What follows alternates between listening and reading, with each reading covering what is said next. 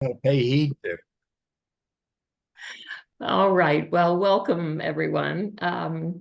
We're delighted to have you here. We will be recording this evening's program and it will be available on Westminster's YouTube channel.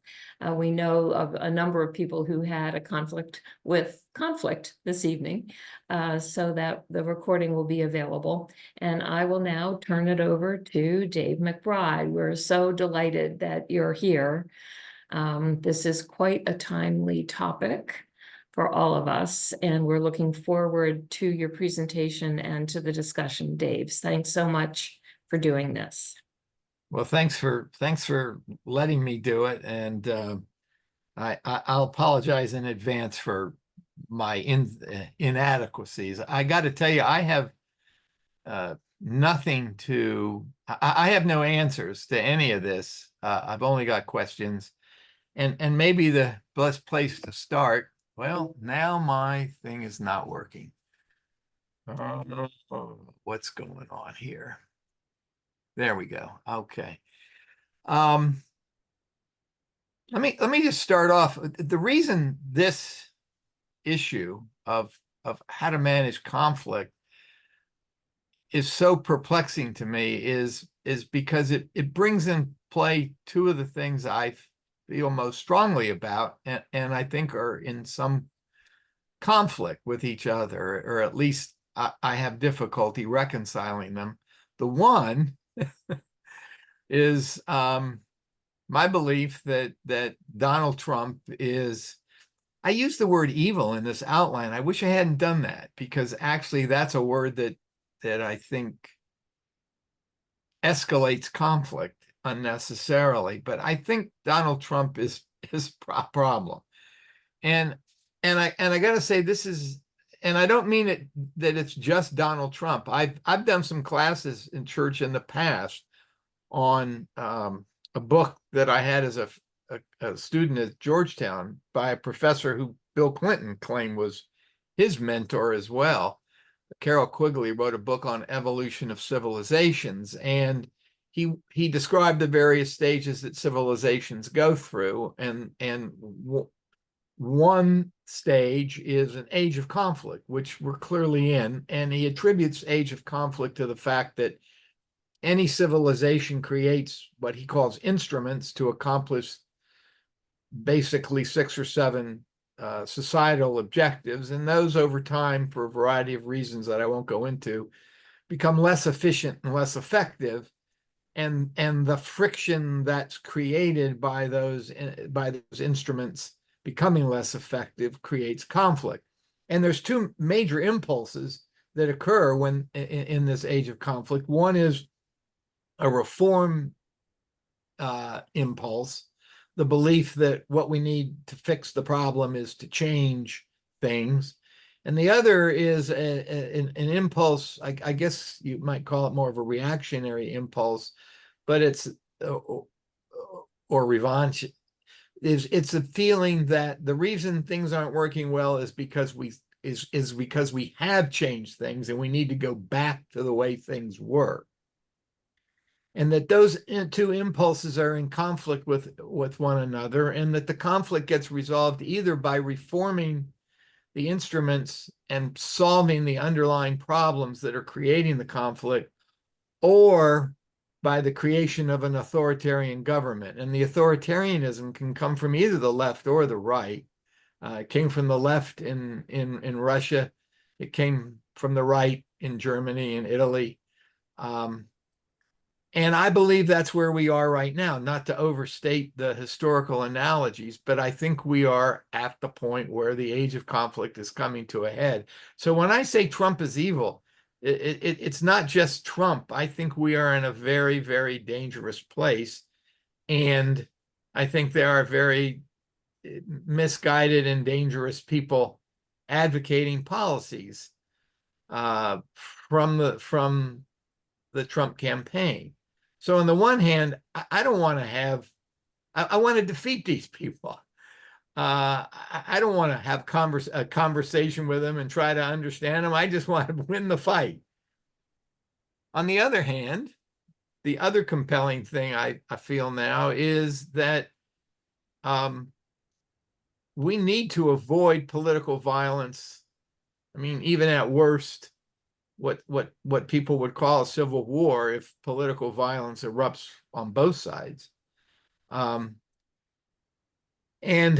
I've got to say, and this is true on both these points, every time I've asked myself over the past 5 or 6 years, well, what's the worst thing that could happen? And I sort of identify in my own mind what the worst thing is that I think is the worst thing. It ends up happening. In other words, sometimes I want to say, oh, I think all the rhetoric about Trump is overblown, because that's what happens in campaigns. That's what happens in conflict. The rhetoric gets overblown. Each side makes the other seem worse than perhaps it is.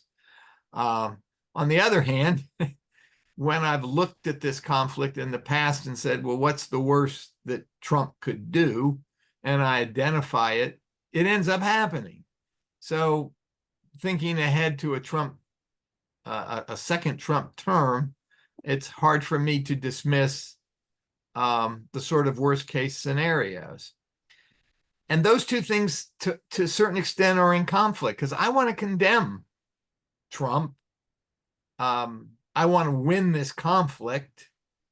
On the other hand, I'm hoping that it could be resolved in some way that's not destructive or and is constructive. I guess the next thing I want to say, and just to sort of personalize this, is I'm going to tell you a story when Sally and I and Sarah went down to the Delaware General Assembly back in, I think it was 2012, to lobby for a change in the law to make gender identity a protected category under non-discrimination. You couldn't discriminate against a person based on gender identity, which basically means you couldn't discriminate against them based on whether they are transgender or not. And that bill was presented about 2 weeks after the marriage equality bill passed. And we were down in the General Assembly for like 2 months, but for weeks, lobbying legislators. And at one point, we were before the Judiciary Committee of the Senate, and a number of ministers came in and told the Judiciary Committee that people like Sally and I and Sarah were the devil's agents, that we were trying to destroy everything that's good. I mean, at some points during the thing, I had people come up, women come up and yell at me that I was what was wrong with America, and some even tried to spit on us, or at least me. And yet, one of the opponents to the bill was a woman from a family advocacy group. She's obviously very fundamentalist, probably believes in everything I would think is wrong, and thinks in every way I think is wrong. But when she presented her opposition to the bill to the Judiciary Committee, unlike many of the other speakers, she didn't vilify Sarah or Sally or I. And she explained how she believed that this transgender movement was a threat to families, and she spoke in terms of how important she thought the family was. And after she spoke, I said to the people on our side of the lobbying effort, I said, I'm going to go over and I want to thank her for not vilifying us during her presentation. And everybody on our side said, oh God, don't talk to her. If you talk to her, she'll take anything you say and she'll use it against you, and she'll lie about what you said. And this would be a terrible idea. You ought never do it. Don't do it. Don't do it. So I thought, well, okay, I won't do it. And then later, I was actually out in the lobby, and she was a few feet away, and I thought, what the hell? I'm just going to go over. So I went over to her, and I forget her name now, but I'll say it. I'll say it was Emily, and I said, Emily, I just wanted to come over and I wanted to to say, I appreciate that even though I know you're opposed to our bill, that you didn't vilify my daughter or my family, and you were restrained in your comments. And I said, I also wanted to let you know that I think I agree with everything you would say about the importance of family. And my problem is that I have and I guess I shouldn't say problem, but my situation is that I have a gay son and a transgender daughter, and I want to keep my family together. And I want my family members to have the same kind of family life and lives that you want for your family and your children. That's what I'm trying to do. And she looked at me and she said, you are the first person from the other side of any issue that I've been down here on who's come up to me and talked to me in a non-adversarial way. And said, I really appreciate it. And then she said, what you could do is your children can go through therapy that will, quote, cure them. And I said, look, I've talked to at least 5 doctors who have told me that's not correct. But I guess the point of my story is that we had begun a dialogue. Now, the end of the dialogue, and I don't know whether it was her, I think her husband said to her what my side was saying to me: don't talk to him. And there's these are evil people. You can't talk to them. You can't reason with them. That's what her side said. And then later that day, I found nails driven into tires of our car. I don't know if they did it or others did it, but on the one hand, I guess what I learned from that is that it seemed to me that there was a greater possibility of a dialogue than probably either side wanted to acknowledge.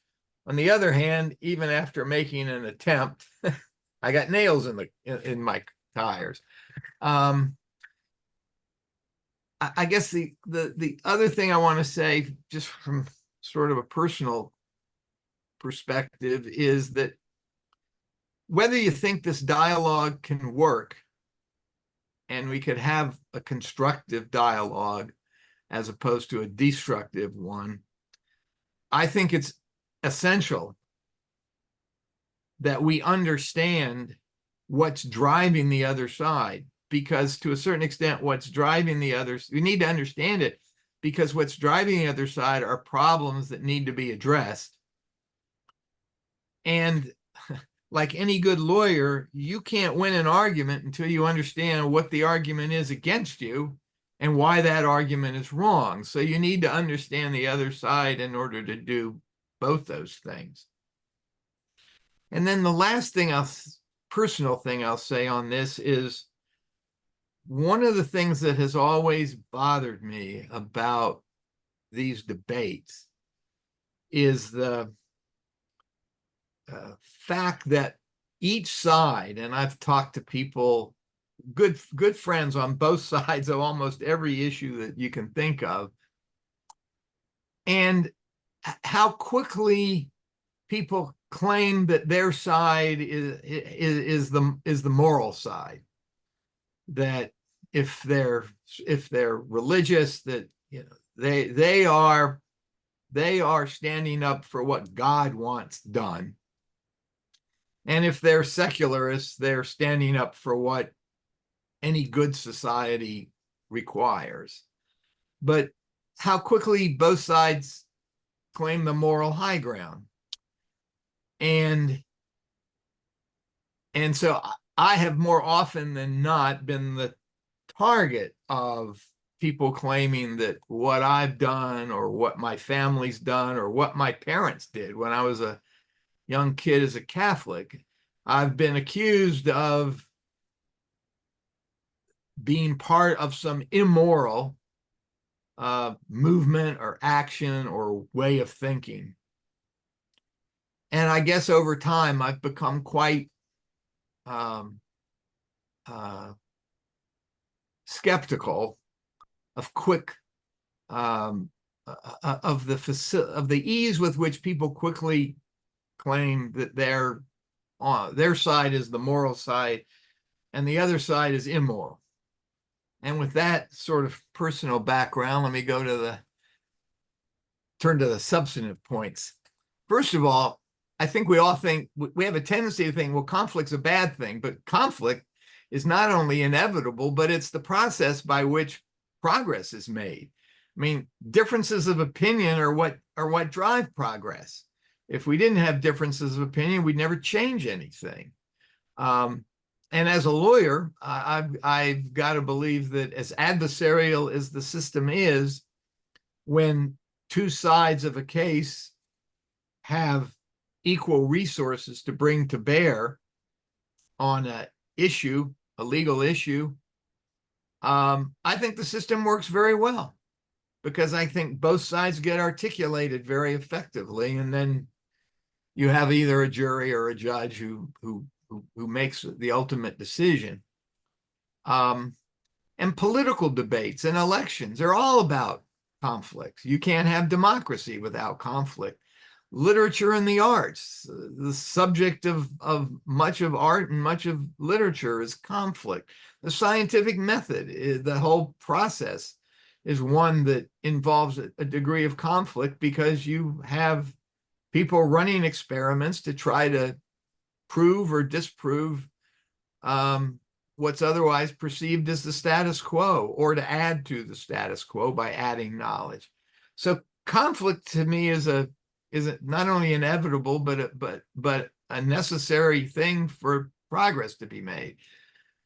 So how do we avoid destructive conflict? Well, we've had two books that we looked at our church that dealt with these. Most recently was the book High Conflict: Why We Get Trapped and How to Get Out of It. I can't see the whole title from, let me see my screen here.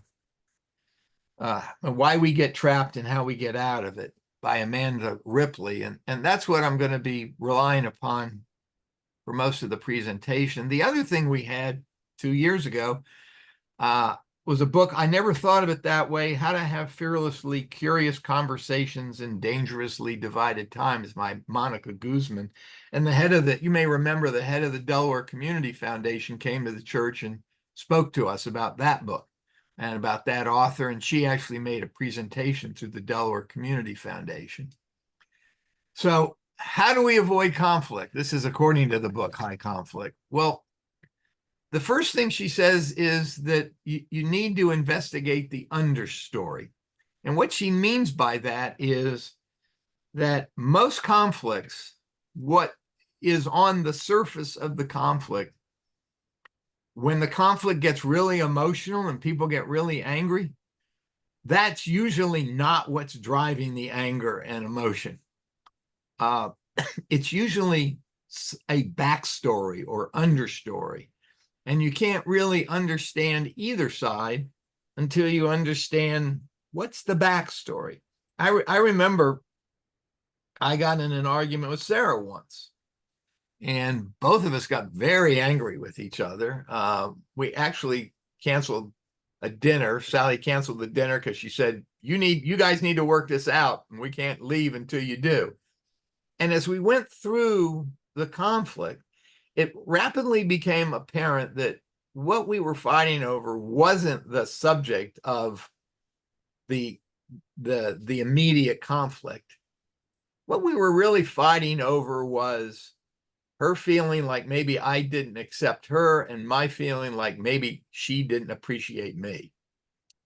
But and I remember telling one of my partners, he came to me and he was talking about a family problem he had, and he said his wife and his daughter were fighting like cats and dogs. And I said, well, the one thing I've learned about family fights is that what's driving the anger is usually not what you're fighting about. There's usually something behind it. And when I read this in the High Conflicts book, I thought that made a lot of sense to me. So you need to get to the understory. You need to get to the personal story that's really driving both you and the other person to anger. The other thing is you need to understand the other side just like a debater or a lawyer would. Monica Guzman talks about it. You need to have an innate curiosity. Instead of having conversations where you try to persuade the other person, you have a conversation where you try to learn their life story and how they came to view things the way they do. I remember once Sally and I this was 2016, and we were on a little vacation up on the Delaware River, staying at an inn, and we met another couple there sitting out in the back of the inn having wine. We were sitting there having wine, they were, and we struck up a conversation. Turned out they were Trump supporters in 2016. And we talked to them about why they were Trump supporters. Turns out this guy was a lawyer in the Pennsylvania for the Democratic Party in the Pennsylvania legislature. And he said, I am just so sick of how corrupt everything is that I want somebody to come in and knock over the table and that was the first time I began to understand a little bit of why. And these were delightful people. I had no question that they were probably good people, capable, like all of us, of doing bad things. But you need to understand that understory, and you need to try to understand them like a counselor or like a novelist would to write their story. The second thing high conflict says is reduce the binary. It's not either or, but and, or yes, but I think even more along the same lines is to understand that in most situations where there's a difficult conflict, it's usually not good versus evil. It's usually values versus values. Take my situation with the woman and the lobbying for the gender identity bill, and she being an opponent. On my side, what I was standing up for was the value of each person being treated based on their merit and not based on prejudice or whatever what my opponents would have called morals. But from the other side, there were values based on what they perceived to be protecting the family. Now, I could agree with the values, but not with the means by which they were pursuing those values, not agreeing with I agree with the objective of trying to preserve and promote families.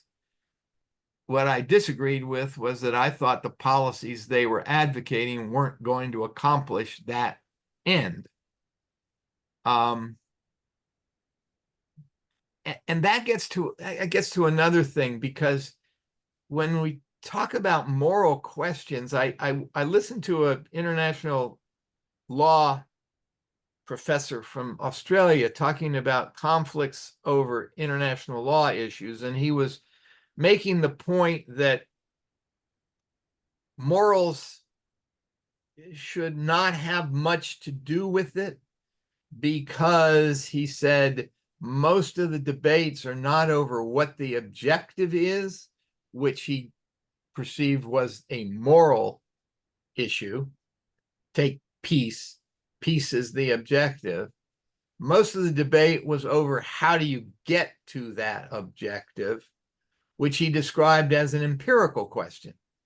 He described that as the answer to how do you get to peace is an answer that involves history, sociology, geopolitics, and a host of other fact-intensive empirical questions, not so much a moral question. Now, having said that,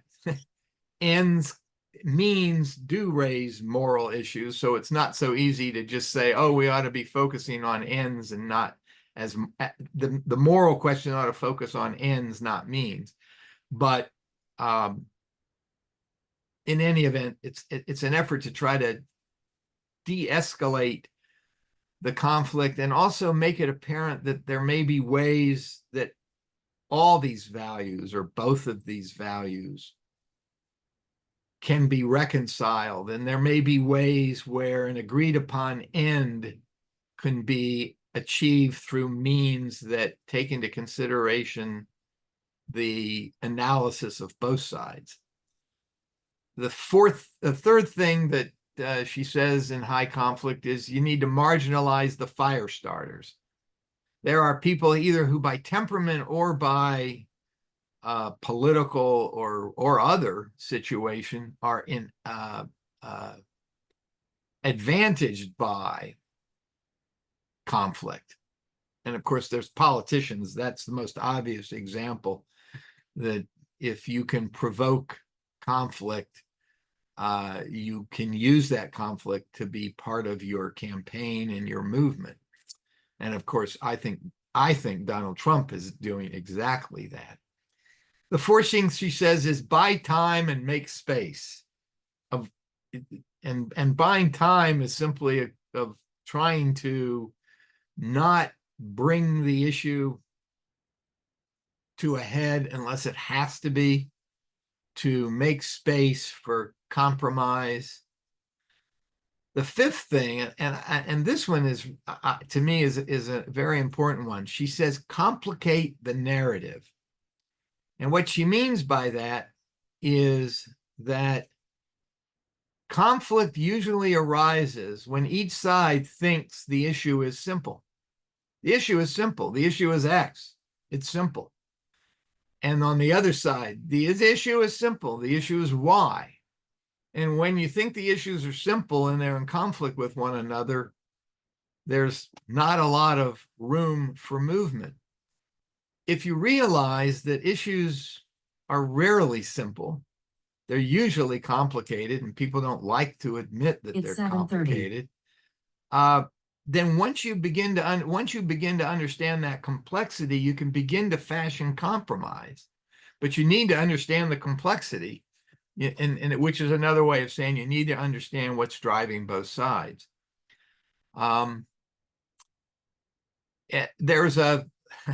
It always impressed me. I read something where they had done studies and discovered that people have the most pronounced feelings, the strongest feelings about things they know the least about.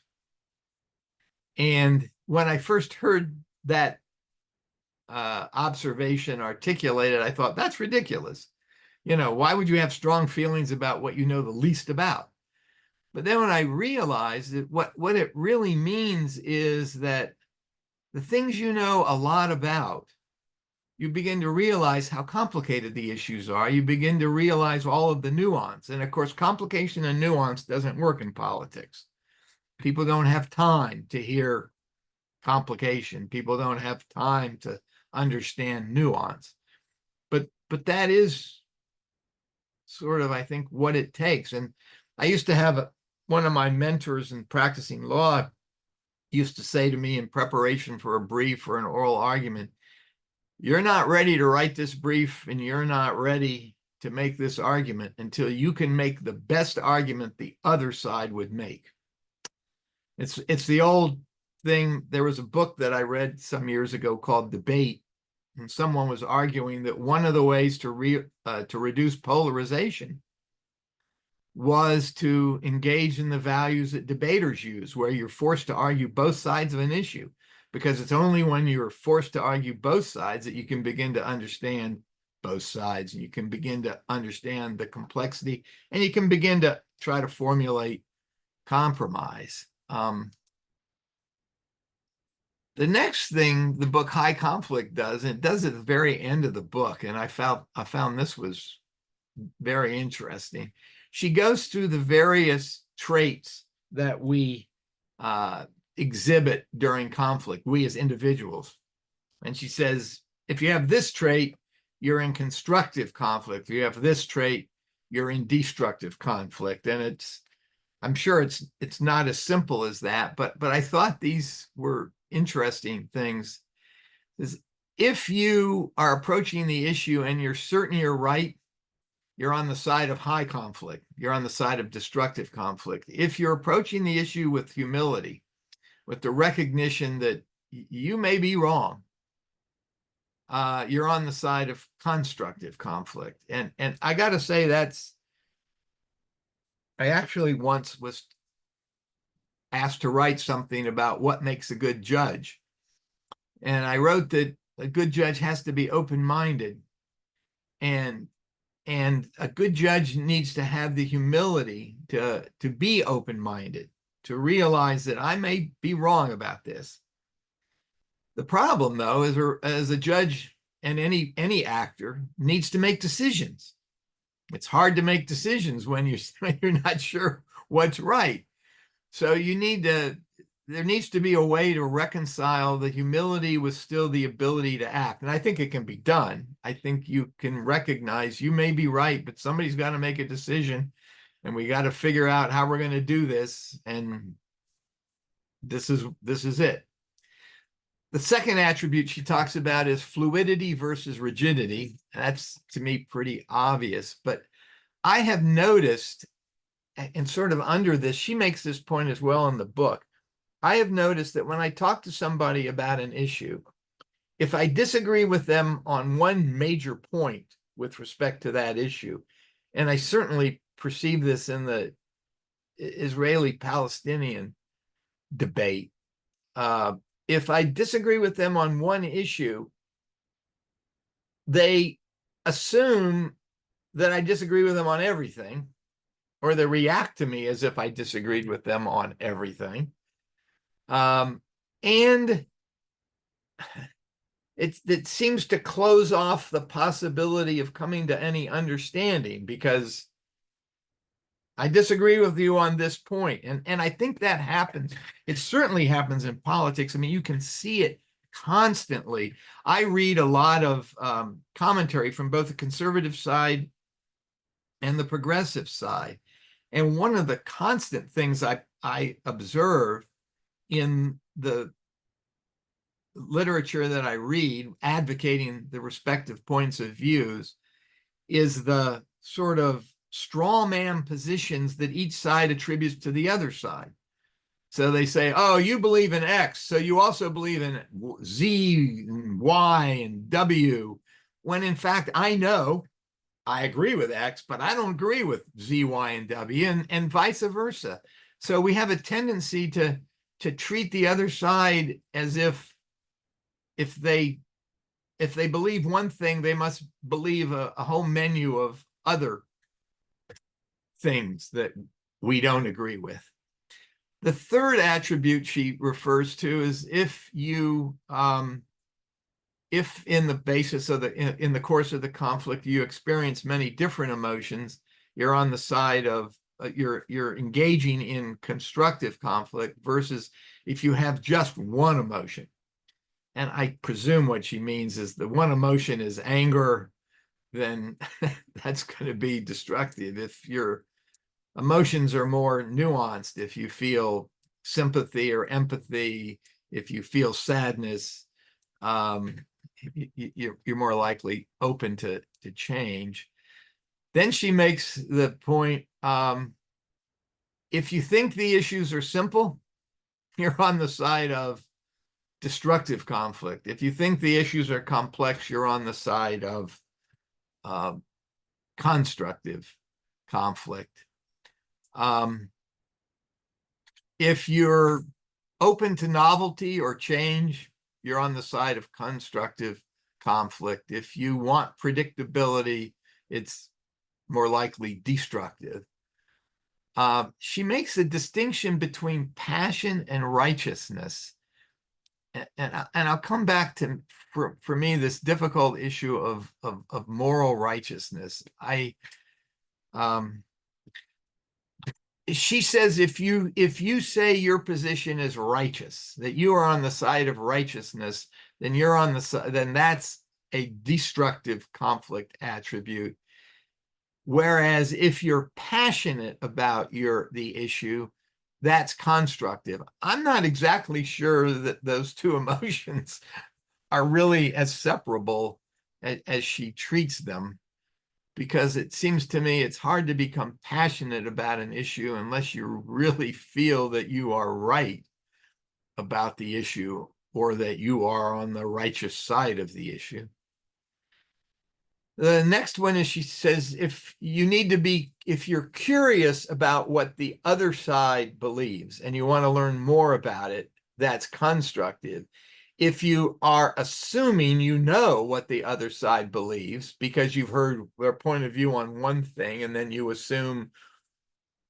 make assumptions as to why they think that or what else they believe, that's a destructive process. If you're asking questions, that's constructive. If you're doing a monologue like I'm doing right now, that's destructive. If you believe that everyone involved in the debate, or most people, actually want to find a solution, that's constructive. If you believe that people on the other side, or most of them, just want to fight, they're just looking for a fight, that's of course destructive. And then non-zero thinking, in other words, the understanding that we're all in this together and what advantages us, my gain doesn't have to be at your expense and your gain doesn't have to be at my expense, that's non-zero thinking, that's constructive. If you're zero-sum thinking, is that, I can't gain, I can't win, I can't prevail unless you lose, that's destructive. And so the last thing, and this is sort of my own ruminations, is the feeling like, and I felt this, well, all the things you have described about destructive behavior, or all the things you describe about constructive behavior, that's me. I'm fluid, I'm open to change, I'm all those things that you think are good, that's me.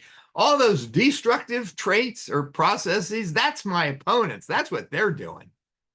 And I believe that most of the time when it comes to the current political debate. But I've got to say that having read more and more literature on both sides, I think there is what I'll call illiberalism on both the left and the right. I think that we have a tendency to censor points of view that we don't like. I mean, you can see this in American universities right now as they're really struggling with this question of who do we allow to speak and when and how. But I think I think it's more pronounced, at least I think it's more severe on the right than on the left. But having read some conservative, including a book by a Black man on what he called woke racism, where he articulates the reactions of progressives to people who disagreed with them, particularly in universities, about the question of race, I began to realize that there's some level of illiberalism or intolerance of dissenting views on both sides. And then there's, for me, the moral dilemma, and I get it from the left and the right. From the right, I get condemned for being for all the LGBT issues and such that I support. As I told you before, I've been called, terrible things, all by people who believe they were proclaiming the word of God. And then from the left, I've sort of experienced some of the same, less virulent, but probably no less righteous belief that policies that I'm advocating for are immoral. And I must be, the implication is I must be immoral if I'm advocating policies that are immoral. And I found there's a recent article by a professor at Harvard in the area of international relations, Stephen Walt. And the title of the article is Morality is the Enemy of Peace. And the subtitle is The Conflicts in Gaza and the Ukraine Can Only End with Deals That Don't Satisfy Anyone Completely. Now, this is a professor who was vilified by the Israeli lobby because he and another professor, John Mersheimer, wrote a book years ago that articulated the view that American foreign policy was overly influenced by AIPAC. So he is not a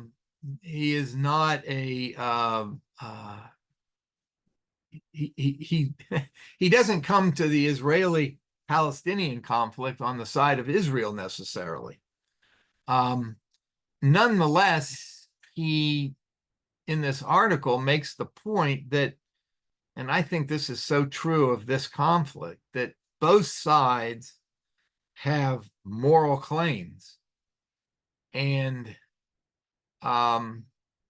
if in fact the fulfillment of the moral claims that each side makes is necessary, then there will never be a peace. That each side, I think, and I think this is almost undeniably true, each side is going to be, in order for there to be any peace, each side is going to need to give on things that they think they shouldn't have to give on from a moral or even from an existential point of view. And it seems to me more often true that some people think wars are battles between good and evil. That if only people would be good, we wouldn't have war. And so how do you end a war? Well, you just figure out who are the good guys and who are the bad guys, and you make the bad guys stop. Or who, and I think the truth is that most wars are caused by miscalculation, by bad diplomacy, by people who don't want to fight wars, who end up fighting wars that they don't want to fight. That's not true of every war, but that's, I think, true of probably a lot of wars. And so if there's going to be, and when the wars are started, each side claims to have the moral high ground. And we're going to war for moral reasons. And if you're going to war for a moral reason, reaching a peace settlement for something that doesn't fulfill the moral reason that you go to war for only makes peace more difficult. And for me, the overarching moral imperative is to bring about peace. The third thing I think that we have, and she makes the point in High Conflict, and I've seen this in other books, that we are segregated. We're segregated socially, we're segregated by education, we're segregated by our political views, so that increasingly we, on each side, we only associate with people, with like-minded people. And we don't really want to deal with people who are dissenting from our consensus. And as a consequence, we understand each other less and less because of that social segregation.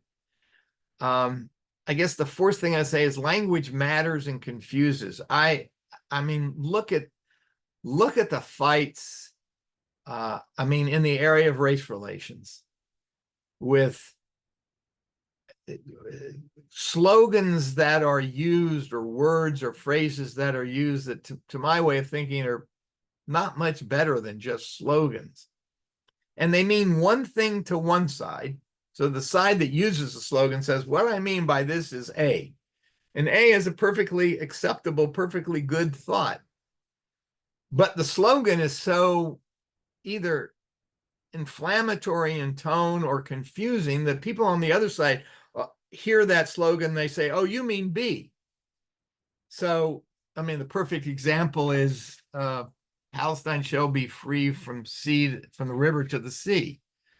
Well, the supporters of Israel that I know believe that means that if you chant that slogan, you're advocating the destruction of Israel. I think a lot of the people who chant that slogan in demonstrations either don't know what it means, don't have any idea what it means, or basically only mean people should be treated with respect and be given the civil rights and civil liberties they deserve and not be oppressed in the sense of having their property taken or being without autonomy. But the slogans get in the way. They inflame the situation and they confuse the situation. And each side hears the other side's slogan as something threatening. And then another point is, and this is a neurologically established point, is when we hear points of view or read something we agree with, we have a chemical reaction in our brain that causes us pleasure. And we hear something or read something that we disagree with, we have a reaction in our brain that causes us displeasure. So we are structured to only want to hear what we already agree with. And it's hard.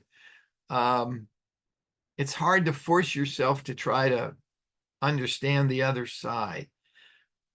Then I guess the next thing is inevitably in any conflict, ego gets involved. And you're either embarrassed if you feel like you've, quote, lost the argument, or you didn't get what you want from a policy point of view or from social action, or you feel that you need to win. You just got to win this. It's because for whatever reason. And those kinds of ego problems are endemic in conflict. And I guess the last thing in this I started with is that sometimes there may be no other side. Sometimes the other side may be so bad that, to take Trump's statement about the protesters in Charlottesville, that there's good people on both sides. Sometimes there aren't good people on both sides. But nonetheless, we still need to understand what we might consider to be the pathology of the other side if we're going to either persuade or to try to address the underlying problems that are creating that pathology. So whether we do it in order to have constructive conflict versus destructive conflict, or whether we do it in order to try to end conflict or win conflict, we need to understand what's going on the other side of the debate. And that's my last point. And I'll stop sharing the screen now if I can get my computer to work. Sorry for going on so long, but you know me, I yammer on endlessly. So Dave, you didn't even run over your time. I mean, you're so I restrained tonight. I was watching the clock. I'm not looking back to see what Biden's still going. Okay. All right. Thank you. Thank you. Thank you. Well, Go ahead. I just would invite any reaction, especially critical reaction. So I'm going to ask people to raise their hands. Maria has hers up. You can use your hand, or you can use the computer hand, whichever suits you. Maria. Thank you, Sue, and thank you, David. That was a very thought-provoking discussion that you've opened up for us, and some of the issues are really close to our hearts. I thought about that. This is, when we go to the moral grounds, and I agree 100% that, whatever your morals are, I don't feel that I should be the person to contest them. I should be able to respect them. And I would wish that mine would be respected. But I think my problem is that when I think of what the Supreme Court did with Roe v. Wade, were they acting on the moral ground, or were they, again, when you said get under what the real issue is? Yeah. At first, I thought the issue was a moral ground. But as I hear and listen to what you were telling me, I'm more fearful that the issue is not a moral ground, that the issue is a controlled and power ground, which makes way more sense. Because I said, why do you need to change this law? If a woman and her husband don't want an abortion, they don't need to get one. No one is forcing you to have an abortion if you don't want one. But you're denying everyone else who thinks that they need it. You're denying them access to it. So again, I'm concerned about what our courts are doing, what our legal system is doing. Our legal system is making an I win, you lose. So let's look at the issue of the Supreme Court issue on homelessness. And you probably know this law better than I do. So now if you're caught sleeping outside somewhere in certain states, particularly, I guess you can get arrested. All right, so is that the real solution to the state that brought the issue of homelessness before the court? The court's answer to this was an I win, you lose. And I don't know if there was any, and I'm not thinking of the right terms, forgive me, if there was any opposition to it and what the opposition statement was. But obviously, in their ruling, they said nothing about, well, states, maybe you need to look at and evaluate some of the homeless people for mental health issues. Maybe you ought to look at housing issues. Maybe you need to look at your social services support systems to get them into safe places. Do you have enough of them based on the numbers of people that you have homeless in the streets? Whether that issue was not addressed at all by that law. They didn't go back to the state and say, look, we understand you have a homeless issue, and we understand that your citizenry is upset with it. Why don't we look at what are they upset about? Is it because they are fearful? Is it because they feel intimidated by those poor, smelly people? Is it because they feel shame at seeing these people? Is it, it isn't because they're moved to compassion. At least that's not what the state asked for. And compassion was certainly not what the Supreme Court responded. So see, I'm seeing an I win, you lose. I'm seeing, is it moral? Is it not moral? Is it power? Is it not, and control? And so I'm seeing a system that I think you ought to give this speech to the Supreme Court. Well, I don't disagree with that. And let me say, I'm this most recent opinion by the Supreme Court on immunity is, I mean, I'm not exactly sure how you reconcile the extremity, the extreme to which the court went, at least the majority went in that opinion. And I'm very concerned that what was driving that opinion had much more to do with what I'll call politics than the law. And I've never felt that way about a Supreme Court opinion as much as I do about that immunity decision. But what I mean by having said that, though, let me go back to the abortion thing. I'll make 2 points. One is that I think abortion is almost the perfect or the paradigm of values versus values, because the value you have on one side is that we shouldn't take a human life. That begs the question of when does human life begin? And the value on the other side is the right of a woman and the right of anyone to have a certain level of autonomy over their own body and to make their choice. And I think that Roe v. Wade reconciled those two values by saying a woman has the right to make this decision for herself until it is highly probable, or I don't know what exactly the right words were, that the fetus has become a life. And it put the dividing line at the third trimester. I think and that's what the debate is about, is where is that dividing line? What I find troubling about the Supreme Court's decision in Dobbs is that they seem to give no weight, at least no constitutional weight, to the question as to whether a woman has a right of privacy that includes the ability to make her own decision whether to carry a pregnancy to term or not. And Exactly.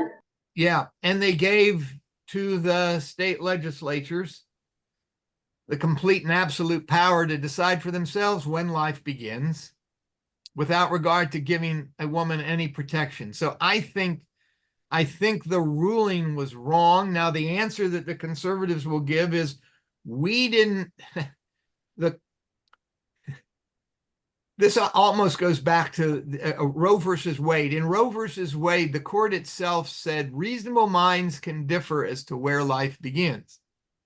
And I remember when I read that passage in the original Roe opinion, I thought, well, if reasonable minds can differ on where life begins, and if everyone would agree that a woman's right of autonomy ends where that other life begins, then how can the Supreme Court say it's the third trimester? Isn't that an issue for the legislature to decide if reasonable minds can differ about it?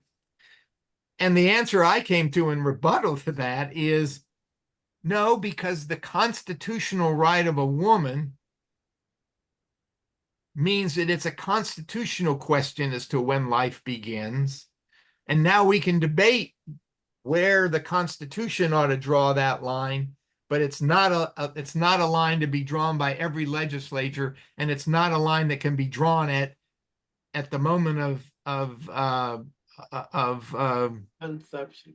Yeah.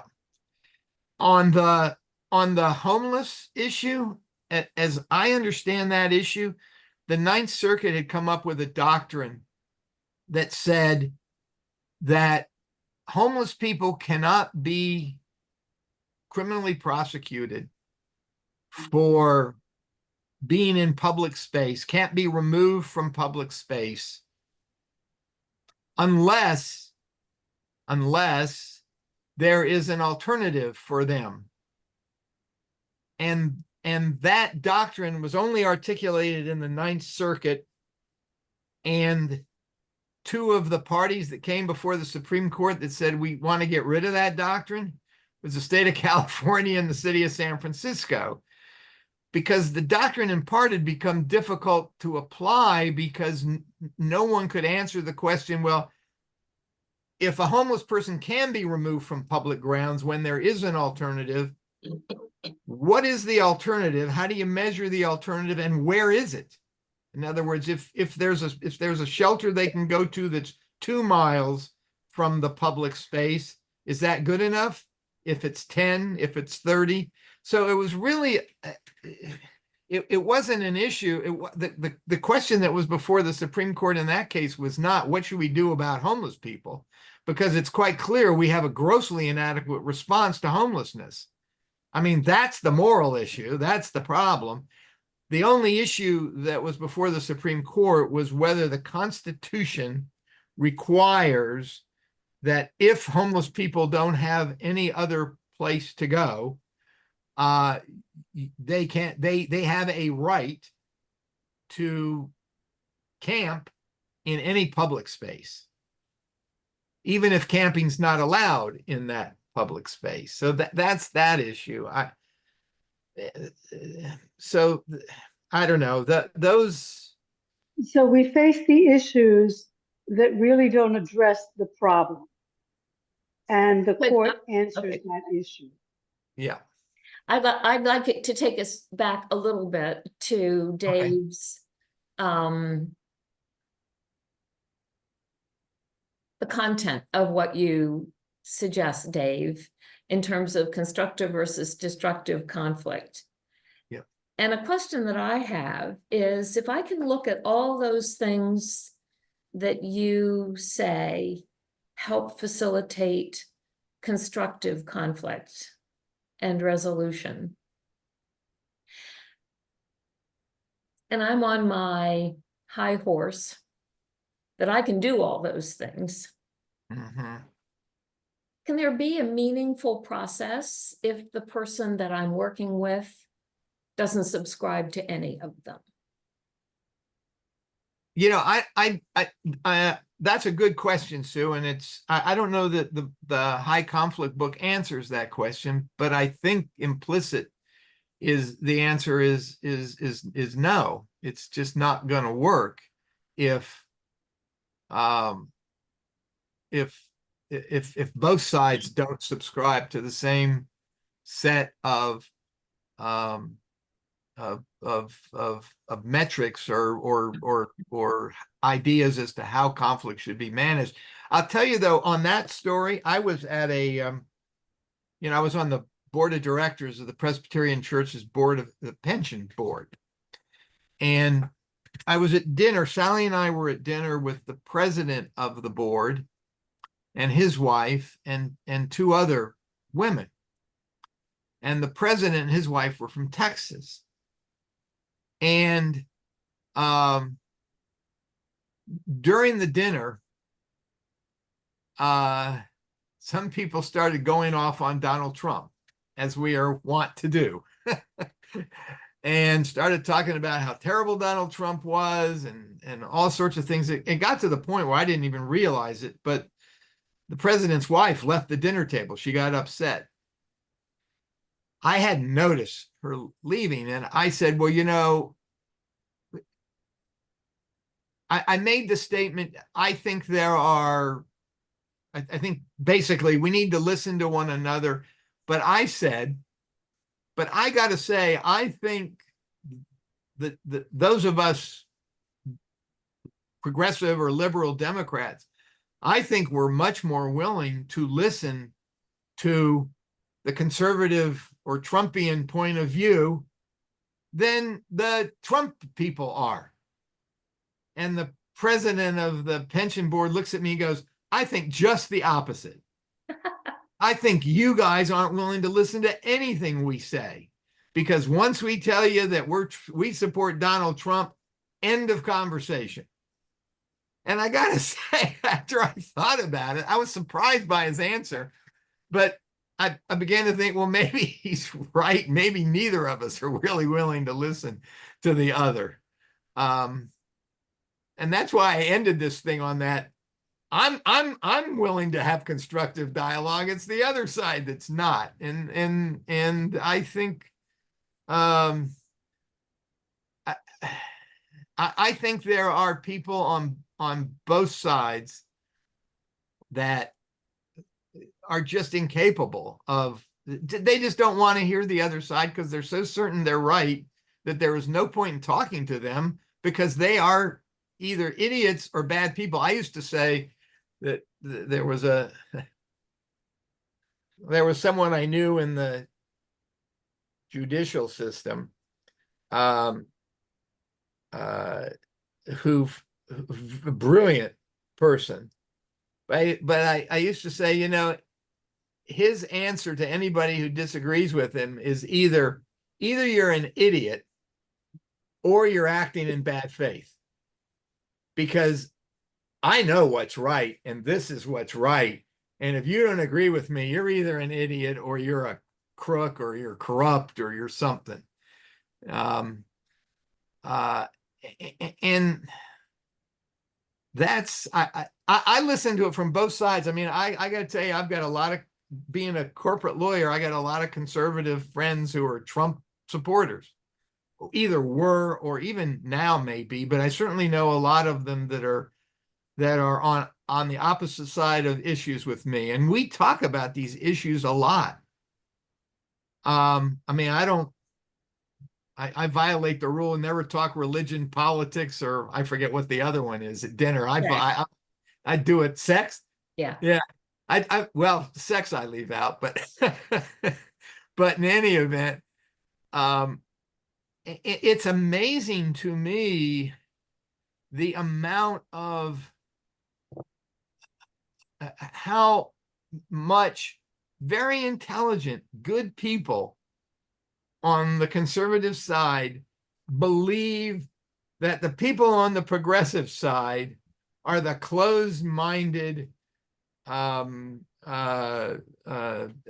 the closed-minded people and won't listen to anything they say. And one of the things I wanted, and it's opened my eyes a little bit to how different the world looks. But it's so easy to think that your side is the virtuous side.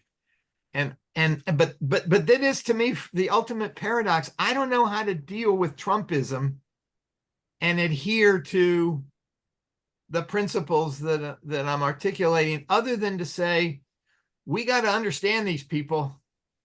And even if they're completely wrong, we got to figure out why they are where they are, because we got to figure out how to deal with them, and how to either change the pathology or persuade them, or both. I sort of wonder, Dave, it seems to me that there are people on the far ends of both sides of the spectrum. Yeah. I remember having a conversation with B.B. Coker once, on the issue of race and about people who hold such bigoted views. Yeah. And she said, don't waste your breath. Just don't waste your breath. Yeah. But there are those in the middle who perhaps have a set of priorities that are being met by a position they hold, and some dialogue could be useful. Mm-hmm. Might not ultimately change a position, but might soften a position, might introduce a perspective. Mm-hmm. Which, as you say, if you're just standing on either side of this wall and you're just reading the slogans, or you're just making the presumptions, that there might be some advantage to one side or the other having a desire to engage in some constructive dialogue that would be useful. Well, you know what I would say? I do agree with the idea that there are some people that are, you're not gonna make any progress. Although I will say, depends on what you mean by progress. If by progress you mean that you've de-escalated the conflict, that's so progress. that they feel heard and you feel heard, even if you both disagree at the end, that to me is progress. But on the question, like take the racism question, I'll also take attitudes towards gays.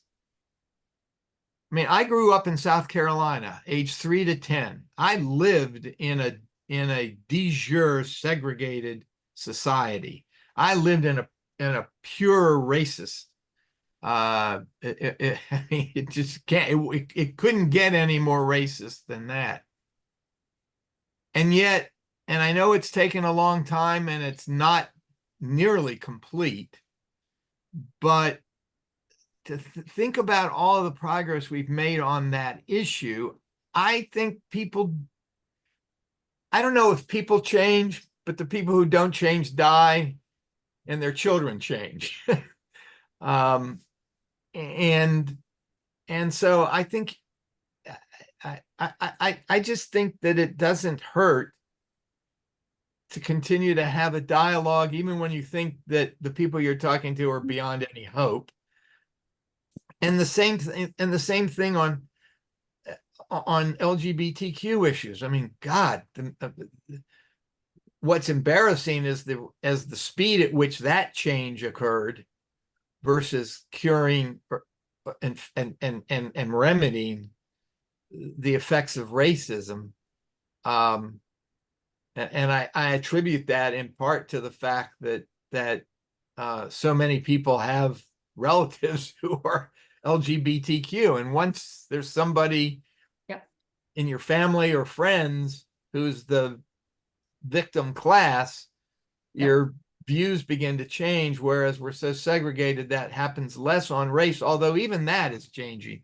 I just think that I think we're making such progress, even to the point where nobody, to me, no credible, I hope this is right, no credible power or movement or political movement is advocating for white supremacy anymore. Well, And I would disagree with that, but that's a whole other topic. But Peggy's had her hand up from the very beginning, and we do need to end in just a minute or two. So let me turn it over to Peggy. Thank you for your patience. Oh, you're muted. I just want to say two things that really stood out for me, Dave, in your presentation was when you said you have to give space and time. And I think that's part of, Sue, what you were saying of when you can't get to an end, but you feel like you're making progress. That, and I've been at a lot of committee meetings where we said, we're going to table that to the next meeting. And it gives people time to think about what could the solution be, right? And so I think that's important. And a lot of people want immediacy, like let's figure this out, or let's make this law right away. And that space and time, I think, is really important to the whole discussion. And the other thing that struck me was the rigidity, when you said the differences, constructive was the fluidity and the destructive was rigidity. I think of, again, with making laws, how a lot of people stick with, well, this is the way it's always been, and when the law was made, this is what our society was, and society has changed. So they're using that rigidity piece of, well, no, this is what the lawmakers meant. But if society has changed, with people that want America to be a white Christian country, because that's what it was in its founding.